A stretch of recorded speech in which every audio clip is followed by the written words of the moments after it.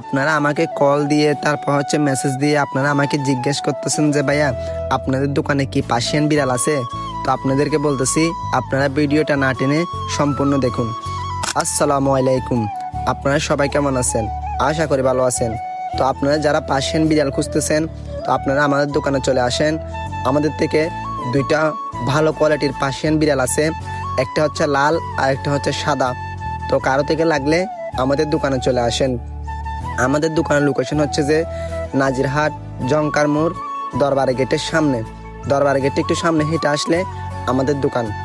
আর সাদাটা হচ্ছে যে ভ্যাকসিন কার্ড আছে, ভ্যাকসিন মারা আছে।